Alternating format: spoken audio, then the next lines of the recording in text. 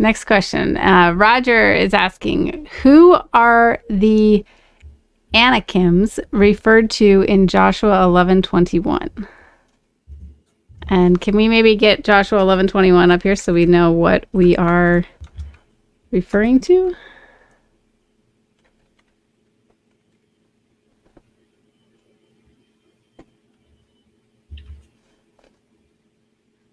There. All right.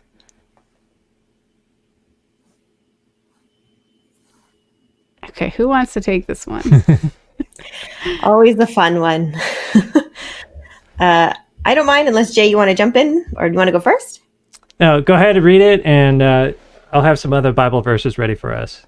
All right, I'll go ahead and read that. It says, "And at that time came Joshua and cut off the Anakims, from the mountains, from Hebron, from Debir, from Anab, and from all the mountains of Judah, and from all the mountains of Israel. Joshua destroyed them utterly with their cities." So, question is, who are these people? So, they actually appear first in the Bible in the book of Numbers 13. And maybe we could get that verse up too. So, it'll be from Numbers chapter 13, and there'll be several verses within there to tell us a little bit about these people. The first reference is in verse 22, and it refers to these people as the children of Anak. So there originally was a person called Anak, and then these people would be his descendants. And we're told that, they would have been in this land of Canaan area as inhabitants of it. They were a very strong people. And we see in Numbers 13, verse 33, that they were giants. They were giants, the sons of Anak. And the spies of the Israelites who went in to look at the land of Canaan before they went in saw these people, and they freaked out. And the sons of Anak were actually part of the people who really caused the Israelites to lose heart, doubt God, and because of their doubt and because of the murmuring, the Israelites ended up not being able to go into the land of Canaan. And an entire generation, all those who murmured, died. And then their children later entered. So they were big, tall people. And I think some people try to say that these might be a continuation of the Nephilim. Where some people misread Nephilim to mean, a race of super beings that are a mix of human and like angels or demons. But there's no biblical basis for that whatsoever. And Nephilim itself actually means giants. That you read earlier in Genesis. So again, maybe the giant genes pass on through some of Noah's descendants, right? And then we see some of that coming back with the sons of Anak.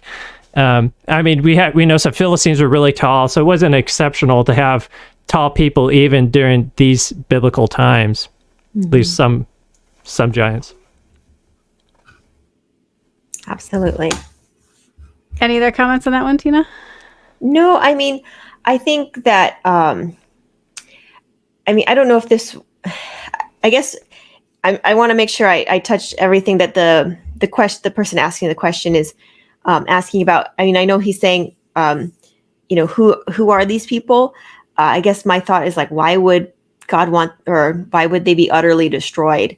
And so I guess my thought is just, obviously, if these people were not welcoming to the Israelites, if they were a threat to them, if they were, a dangerous people who are, only going to cause violence and, suffering, if that's their nature, that's their way, that's, who they are, like the Amalekites, those people who, when God's people were going into the land of Canaan, there were certain groups of people that were only seeking to cause harm to God's people. And so, when a lot of times they ask, like, why would God tell his people to wipe out a people group? That seems horrible.